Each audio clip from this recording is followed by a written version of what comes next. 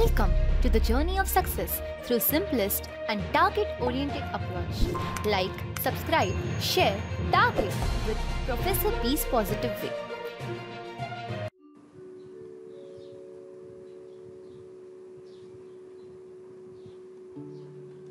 नमस्कार विद्यार्थी मित्र हो. फार्मसीमधील स्पर्धा परीक्षा या घटकाचा विचार करत असताना आपल्याला बी फार्म झाल्यानंतर पोस्ट ग्रॅज्युएशनसाठी ज्या काही जॉब अपॉर्च्युनिटी म्हणण्यापेक्षा आपल्याला जी काही संधी मिळते त्या संधींमध्ये एंटर करण्यासाठी आपण M pharm, master of pharmacy या शब्दाशी किंवा या पोस्ट ग्रॅज्युएशन डिग्रीशी आपला एक लढा चालू होतो. त्या डिग्रीला मिळवण्यासाठी जी काही स्क्रीनिंग टेस्ट आहे किंवा जी काही पात्रता परीक्षा विद्यार्थ्यांना द्यावी लागते बी फार्मच्या विद्यार्थ्यांसाठी, त्या परीक्षेला आपण ग्रॅज्युएट फार्मसी ॲप्टिट्यूड टेस्ट असं म्हटलं जातं. तिचा ॲक्रोनिम जीपॅट आहे. या व्हिडिओमध्ये जीपॅट एक्झाम कोण कंडक्ट करतं, त्या एक्झाममध्ये कशा पद्धतीनं स्कोर कॅल्क्युलेट केला जातो, या एक्झामचं स्वरूप काय आहे, या एक्झाम्समध्ये कट ऑफ कशा पद्धतीने कॅल्क्युलेट करण्यासाठी कुठली मेथड अवलंबली जाते, जर दोन विद्यार्थ्यांचा कट ऑफ जर सारखाच असेल तर त्या पलीकडे जाण्यासाठी काही ऑप्शन्स आहेत का, या सर्वांचा आढावा आपल्याला या व्हिडिओमध्ये घ्यायचा आहे. हा व्हिडिओ आवडल्यानंतर तुम्ही मला 4 पद्धतीने थँक्यू म्हणू शकाल. 1. या व्हिडिओला लाईक करून, 2. हा व्हिडिओ आपल्या मित्रपरिवारामध्ये शेअर करून, 3. टार्गेट कॉम्पिटिटिव्ह एक्झाम या चॅनलला सबस्क्राईब करून, आणि 4. भविष्यामध्ये असे अनेक व्हिडिओ मिळविण्यासाठी मला तुमच्या सहकार्याची आणि मोटिवेशनची गरज आहे. या व्हिडिओच्या शेवटी दिलेल्या पेटीएम नंबरवर आपण एक व्हॉलंटियर डोनेटर व्हावं ही एक इच्छा आणि आकांक्षा. Let's target competitive exam with professor बीज पॉझिटिव्ह वे. सर्वात प्रथम ग्रॅज्युएट फार्मसी ॲप्टिट्यूड टेस्टचा आपण या व्हिडिओच्या माध्यमातून एक आढावा घेण्याचा प्रयत्न केलेला आहे. या ठिकाणी जीपॅट यालाच आपण ग्रॅज्युएट फार्मसी ॲप्टिट्यूड टेस्ट असे म्हटले जाते. थोडक्यात ज्या विद्यार्थ्यांना ग्रॅज्युएशन फार्मसीमध्ये केलेलं आहे, आज भारतामध्ये ग्रॅज्युएशन इन फार्मसी करण्यासाठी जी डिग्री अवेलेबल आहे तिला आपण बी फार्म असं म्हटलं जातं. म्हणजे बी फार्मच्या विद्यार्थ्यांना जर एम फार्ममध्ये जे काही भारतातील, जे काही महाराष्ट्रातील किंवा जे काही नॅशनल फार्मास्युटिकल इन्स्टिट्यूट आहे, ज्यामध्ये नायपर सारख्या संस्था येतात, हमदर्द सारख्या इन्स्टिट्यूट येतात किंवा मुंबईची संस्था येतात, यामध्ये एम फार्म करण्यासाठी ॲडमिशन घेण्यासाठी प्रत्येक विद्यार्थ्याला जी पॅट द्यावी लागते, जी पॅट क्वालिफाय व्हावं लागतं किंवा जी पॅटचा स्कोर कार्ड आपल्याला विथिन रँकमध्ये असणं किंवा त्यातील रँक किंवा त्यातील मार्क्स प्रिस्क्राईब लिमिटमध्ये असणं ही एक रिक्वायरमेंट आहे. या छोट्याशा ओव्हरऑल आढाव्यामध्ये ही एक्झाम जी काही एजन्सी घेतली जाते तिला आपण नॅशनल टेस्टिंग एजन्सी असं म्हटलं जातं. आणि ऑल इंडिया लेवलला ही एक्झाम असल्यामुळे यात जे काही प्रश्न आपल्याला विचारले जाणार आहे ते सर्व MCQ बेस्ड क्वेश्चन असणार आहे आणि त्यांचं मीडियम जे काही असणार आहे ते इंग्लिश मीडियम असणार आहे. त्यामुळे कुठलंही हिंदी मीडियम ही नाही आहे. आणि आपल्याला ही जी काही एक्झाम द्यायची आहे ती ऑनलाईन मोड किंवा ज्याला आपण कॉम्प्युटर बेस्ड एक्झाम असं म्हटलं जातं, ज्यालाच आपण ऑनलाईन मोडही असं म्हटलं जातं. याही पलीकडे आपल्याला ऑलमोस्ट ज्या भारतातील इन्क्लुडिंग महाराष्ट्रातील जे काही कॉलेजेस आहेत किंवा ज्या काही युनिव्हर्सिटीज आहेत किंवा जे काही युनिव्हर्सिटी डिपार्टमेंट आहे, साधारणपणे किती एकदा आपल्याला जीपॅटचा स्कोअर प्राप्त झाल्यानंतर कुठल्या ठिकाणी कुठल्या नंबर ऑफ इन्स्टिट्यूशनमध्ये आपण एम फार्म करण्यासाठी एलिजिबल होतो, तर त्यांची संख्या ही अप्रॉक्सिमेटली आपण 800 दिलेली आहे. हा एक संपूर्ण जीपॅट एक्झामचा आपण थोडक्यात आढावा या पहिल्या स्लाइड्समध्ये घेण्याचा प्रयत्न केला. ज्या नॅशनल टेस्टिंग ऑफ एजन्सीकडे आपण NTकडे जातो त्या अगोदर या एजन्सीच्या साईटवर जाण्यासाठी आपल्याला एक अथॉरिटिव्ह इन्फॉर्मेशन हवी असणं गरजेचं आहे. साधारणपणे नॅशनल टेस्टिंग एजन्सी फार्मसीच्या संदर्भात 2018 पूर्वी ज्या काही एम फार्मच्या एक्झाम घेतल्या जात होत्या, एम फार्म कॉलेजमध्ये एम फार्म करण्यासाठी इलिजिबल होण्यासाठी त्या एक्झाम कंडक्ट करण्यासाठी जी काही ऑल ओव्हर इंडियाची जी काही अथॉरिटिव्ह किंवा आपण म्हणूया अपेक्स बॉडी होती, तिचंच नाव आपण दिलेलं आहे AICTE. AICTE all India council of technical education. पण 2018 नंतर ही जी काही नॅशनल टेस्टिंग एजन्सी जी काही बॉडी आपण मेन्शन्स केलेली आहे ती फार्मा पलीकडे देखील इतर काही एक्झाम घेते. ज्यामध्ये UGC नेटच्या एक्झाम्स आहेत, किंवा ज्यामध्ये CSIRच्या एक्झाम्स आहेत, किंवा ज्यामध्ये JEE एक्झाम्स आहे, किंवा या ठिकाणी इंडियन काउन्सिल ऑफ ॲग्रिकल्चर रिसर्चच्या एक्झाम्स असेल, किंवा या ठिकाणी ICHRच्या एक्झाम असेल, ज्याला आपण हॉटेल मॅनेजमेंटच्या संदर्भातले एक्झाम असं म्हटलं जातं. परंतु आपल्या दृष्टीनं नॅशनल टेस्टिंग एजन्सी ही एक रिस्पॉन्सिबल आहे, किंवा जी काही अपेक्स बॉडी आहे ती MPharmसाठी ॲडमिशन घेण्यासाठी जी काही स्क्रीनिंग टेस्ट घेते, त्या स्क्रीनिंग टेस्टला आपण जे काही GPAT नाव दिलं जातं, त्या GPATसाठी ही बॉडी रिस्पॉन्सिबल आहे. मुद्दाम या ठिकाणी मी तुम्हाला साईटही मेन्शन केलेली आहे, जरूर ही साईट मेन्शन करा. त्या पलीकडे आपल्याला काही गोष्टी माहीत असणं गरजेचं आहे. जे काही आपलं ministry of human resource department जे काही केंद्र सरकारच्या अखत्यारीत काम केलं जातं, त्या अंतर्गत ही एक्झामिनेशन्स घेतली जाते. तर या ठिकाणी ज्या वर्षी ही एक्झाम घेतली जाते त्या पद्धतीने तिला नाव दिलं जातं. ही GPAT आता आपण जर प्रिपरेशन किंवा ती एक्झाम 21 साठी जर असेल तर तिला आपण GPAT 21 असं म्हटलं जातं. या साईटला गेल्यानंतर या ठिकाणी व्हिजिट वेबला आपण जर क्लिक केल्यानंतर आपल्या पुढे एक नेक्स्ट पेज ओपन होतं. ते या पद्धतीचं ओपन होतं की जी पेज किंवा त्यातील जो काही पॉपअप वॉन्टली give the information regarding graduate pharmacy aptitude test, हा वेबसाईटही तुमच्या तिकडे मी मेन्शन केलेली आहे. आणि सर्वात महत्त्वाचं जे काही आपण ऑनलाईन प्रोसिजर नेक्स्ट स्लाइड्सवर पाहणार आहोत ते ऑनलाईन करण्यासाठी देखील आपल्याला याच साईटवर येणं गरजेचं आहे. या साईटवर गेल्यानंतर या ठिकाणी तुम्हाला होल सिलेबसही दिसून येईल की त्या सिलेबसमध्ये जर 2021 मध्ये किंवा 2020 मध्ये किंवा येणाऱ्या कालावधीमध्ये काही चेंजेस झालेले असतील, इव्हन एक्झामच्या पॅटर्नमध्ये देखील चेंजेस झालेले असेल, तर जरूर आपण या ठिकाणी या व्हिजिटला देऊ शकता. या माध्यमातून जो काही आपल्याला GPATचा सिलेबस दिलेला आहे, या व्हिडिओच्या डिस्क्रिप्शन बॉक्समध्ये देखील मी तो तुम्हाला सिलेबस दिलेला आहे, जेणेकरून आपण फार्मसी करत असताना फर्स्ट इयरची कुठले भाग, कुठला विषय GPATच्या सिलेबसमध्ये अंतर्भूत आहे. बायोटेक्नॉलॉजी जर असेल तर बायोटेक्नॉलॉजीचे कुठले सब टॉपिक यामध्ये येतात. जर सेकंड इयरला मी अभ्यास करताना मायक्रोबायोलॉजी असेल तर मायक्रोबायोलॉजी GPATचा पार्ट आहे किंवा नाही, हे मला या सिलेबसच्या माध्यमातून या ठिकाणी समजून येईल. आणि दिस इज ॲक्युरेटिव्ह सिलेबस आहे. नंबर ऑफ कमर्शियल साईट किंवा वेबसाईट आपल्याला अवेलेबल होतात, परंतु माझी रिक्वेस्ट प्रत्येक विद्यार्थ्यांना असेल की ज्या GPATसाठी आपण मन लावून तयारी करतो, त्या एक्झामला क्रॅक करण्यासाठी ज्या नंबर ऑफ स्ट्रॅटेजीज आहे, येणारा जो काही दुसरा व्हिडिओ जो काही असणार आहे तो आपल्याला GPAT क्रॅक करण्यासाठी आपण स्ट्रॅटेजी कशी अवलंबवायची त्या संदर्भात असेल. परंतु जाता जाता मला तुम्हाला हेच सांगायचं आहे, पहिली जी काही बेस्ट स्ट्रॅटेजी जी काही आहे, आपल्याला त्या सिलेबसशी स्टिक राहणं गरजेचं आहे. आता आपण या एक्झामच्या स्वरूपाकडे जात असताना या व्हिडिओच्या माध्यमातून कुठले विद्यार्थी इलिजिबल आहे, फर्स्ट इयरचे विद्यार्थी देऊ शकतात का, ग्रॅज्युएशनचे विद्यार्थी देऊ शकत असेल तर काही एज लिमिटेशन्स आहे का, फार्मसीच्या पलीकडे कुठल्या ग्रॅज्युएशन विद्यार्थ्यांना ही एक्झाम देता येते. तर पहिली गोष्ट की फार्मसी ग्रॅज्युएट आणि जे काही विद्यार्थी फायनल इयरला असतील ते विद्यार्थी देखील याला इलिजिबल आहेत. म्हणजे फायनल इयर ज्या विद्यार्थ्यांना B.Pharm कंप्लीट केलेला आहे, प्रायव्हेट कंपनीमध्ये किंवा गव्हर्नमेंट कंपनीमध्ये जर काम करत असेल, ते ॲज अ ग्रॅज्युएट स्टुडंट म्हणून M.Pharm करण्यासाठी इलिजिबल आहेत. परंतु आता जे काही स्टुडंट फायनल इयरचे आहेत ते फायनल इयरला असताना ही जी काही नॅशनल टेस्टिंग एजन्सीची जी काही साईट मी तुम्हाला मेन्शन केली, gpat.nta.nic.in, या ठिकाणी फायनल इयरला असताना ज्यावेळेस अप्लिकेशन येईल, ज्यावेळेस आपल्याला ऑनलाईन अप्लिकेशन भरण्यासाठी नोटिफिकेशन येईल, त्या ठिकाणी तुम्ही जाऊ शकता. नेक्स्ट पॉईंट येतो की सर आम्हाला काही एज लिमिटेशन आहे का, तर डेफिनेटली अगदी म्हणून मी तुम्हाला मेन्शन केलं, या ठिकाणी बाकीच्या कॉम्पिटिटिव्ह एक्झामसाठी आपल्याला कुठलं एज लिमिटेशन नाही आहे. म्हणजे B.Pharm झाल्यानंतर ग्रॅज्युएशन करत असताना, नोकरी करत असताना जर तुमचं मन वळालं की नाही मला अकॅडमीमध्ये कंटिन्यू करायचं आहे, मला PG करायचं आहे, ते विद्यार्थी देखील ही GPATची एक्झाम देऊ शकतात.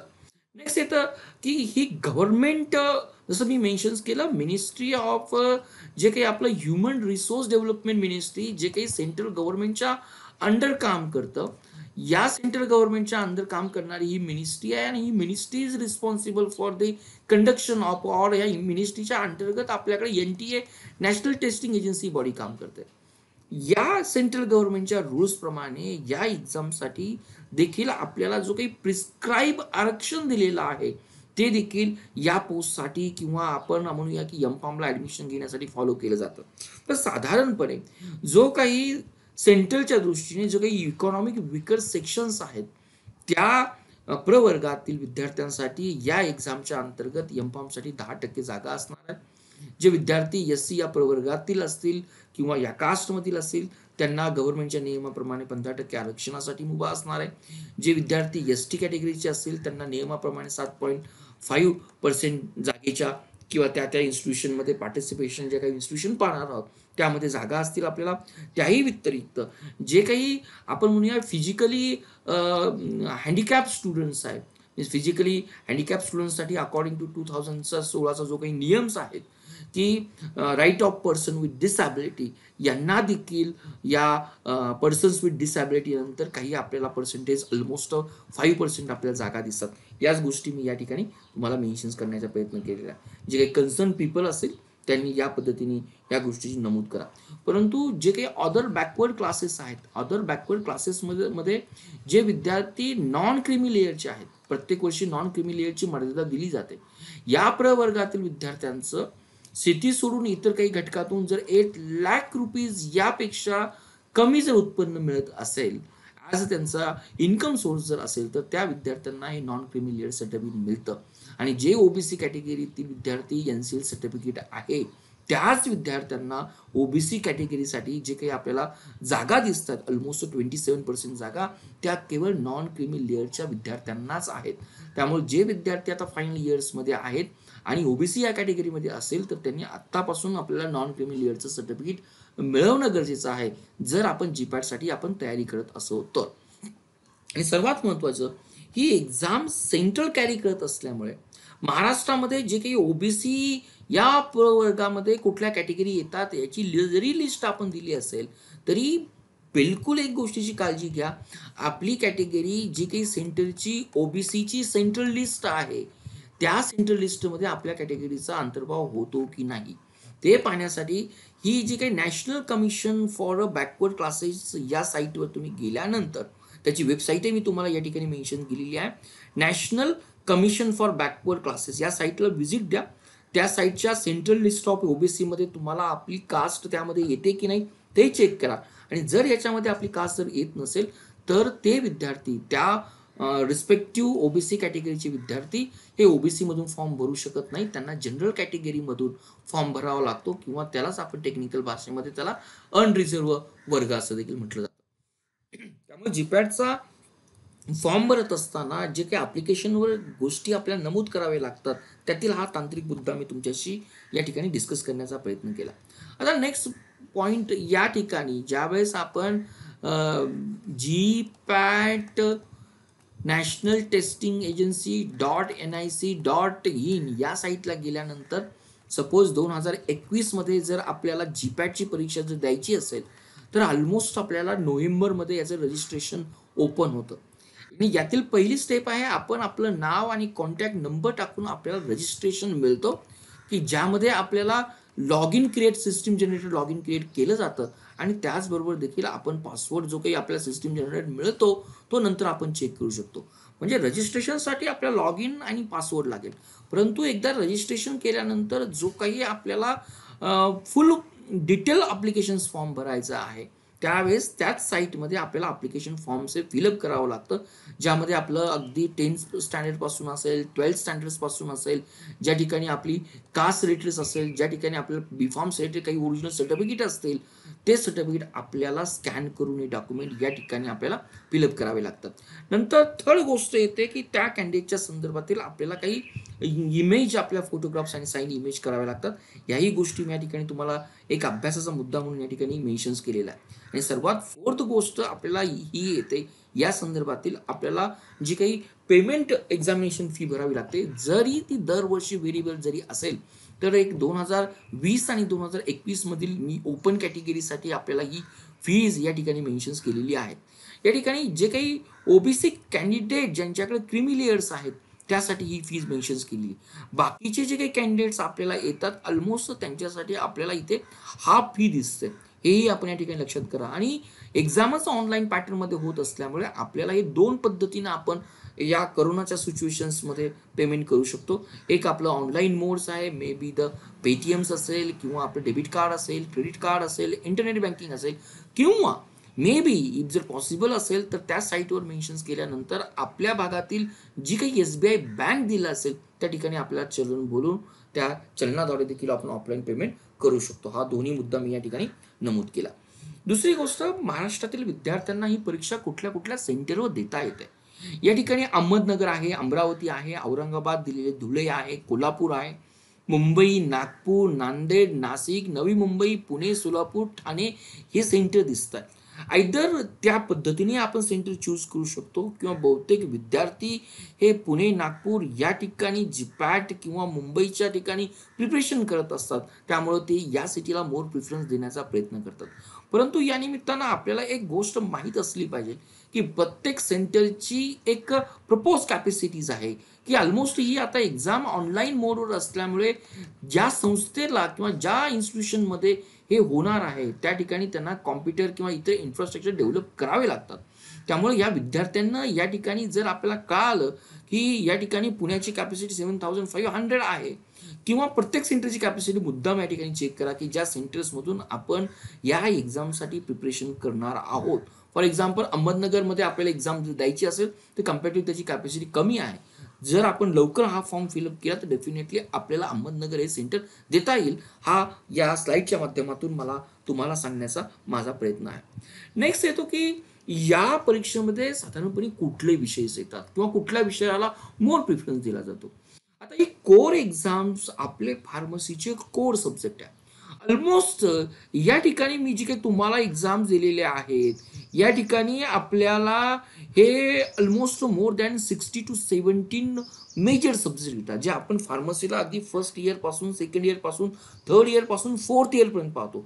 परंतु प्रत्येक सब्जेक्टमध्ये आपल्याला अनेक सब टॉपिक्स येतात आणि हे सब टॉपिक्स काय आहेत या व्हिडिओच्या लिंकमध्ये मी जो काही सिलेबस दिलेला आहे त्या सिलेबसमध्ये जाऊन तुम्ही पहा.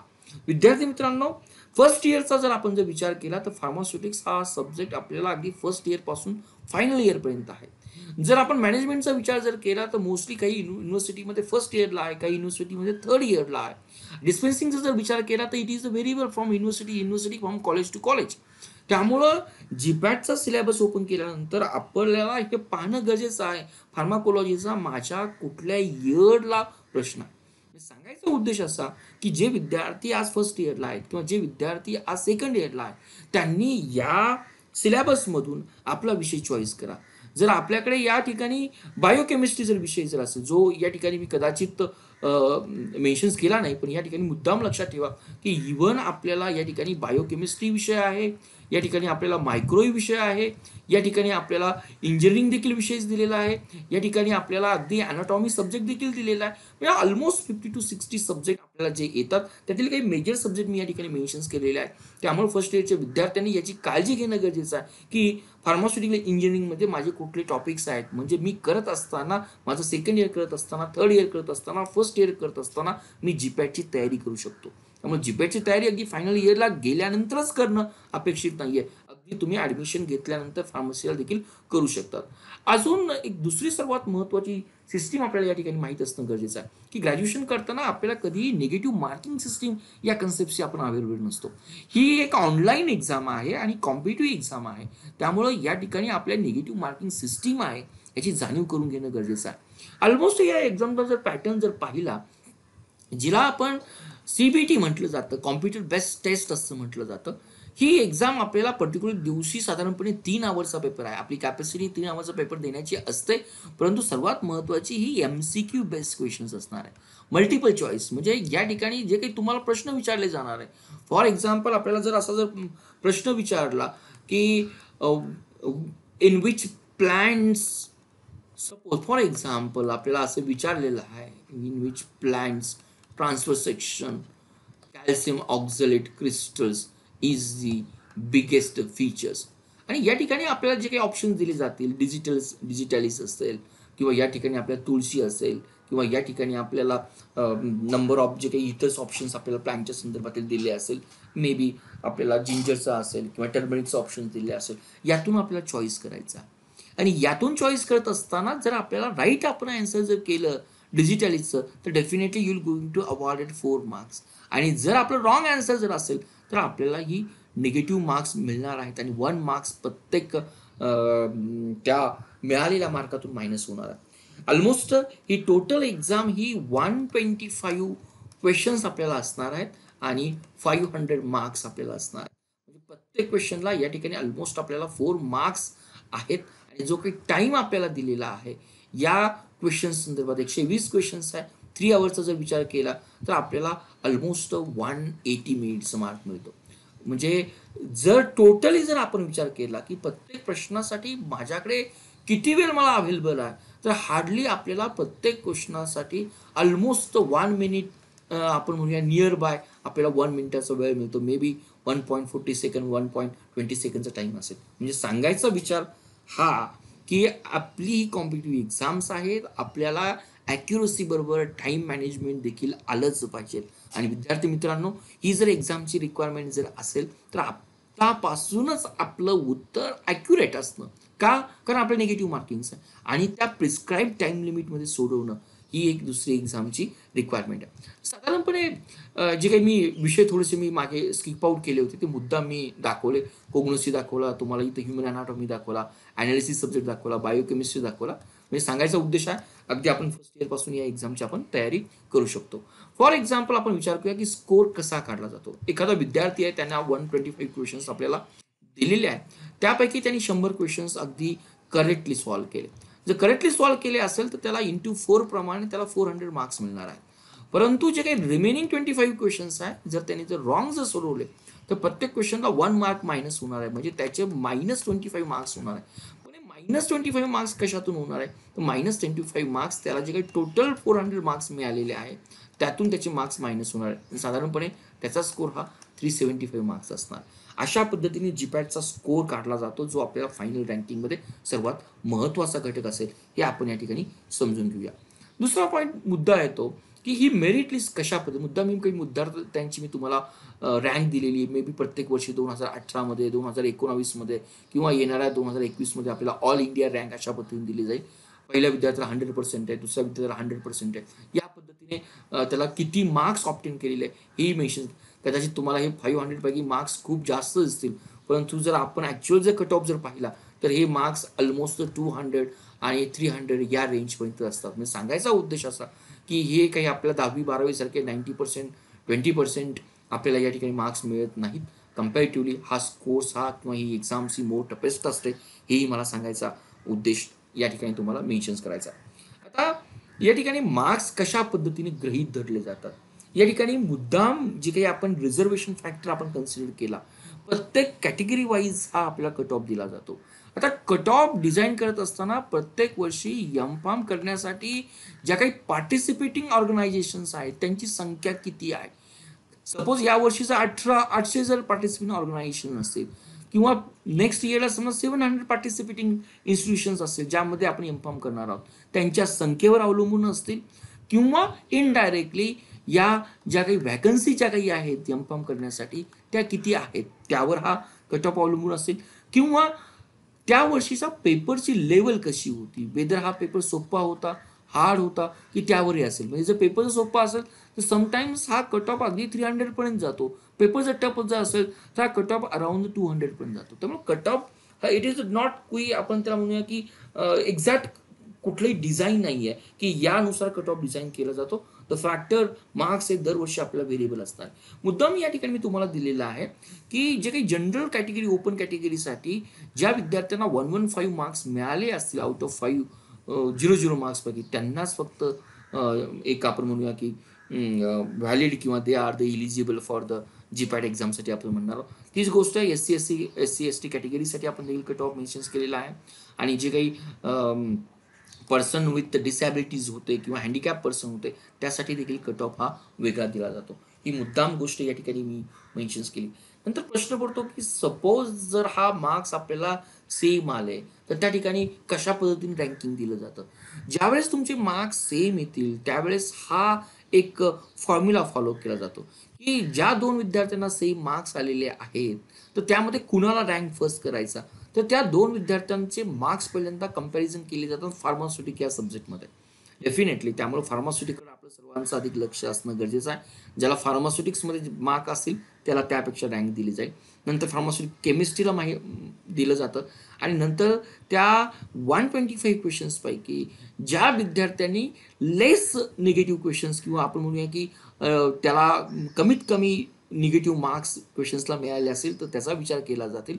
आणि सर्वात महत्त्वाचं, या जर तिन्ही गोष्टी सेम असेल तर जो काही विद्यार्थ्याचं एज मोठं आहे त्याला किंवा आपण म्हणूया की वयाने मोठा आहे त्याला या ठिकाणी मोर प्रिफरन्स या ठिकाणी देण्यात येईल.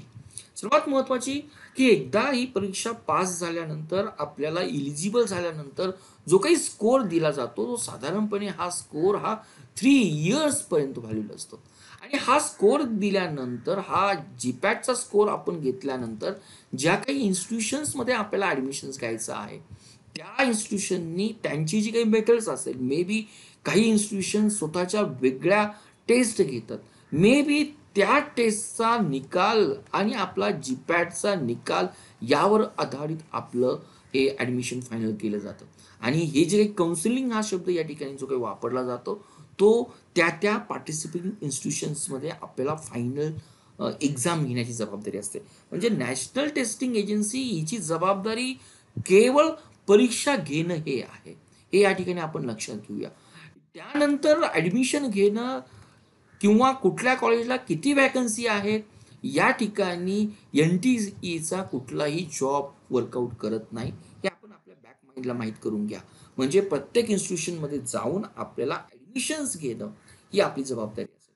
आता जे विद्यार्थी 2021 साठी तयारी करतात त्या विद्यार्थ्यांसाठी या प्रपोज डेट आहेत. मे बी सर्वांना कल्पना आहे कोरोनामुळे मे बी या टेंटेटिव्ह डेट्स आहेत त्या थोड्या मागे पुढे होतील, परंतु एक्झाम ह्या वर्षी जरूर होणार आहे.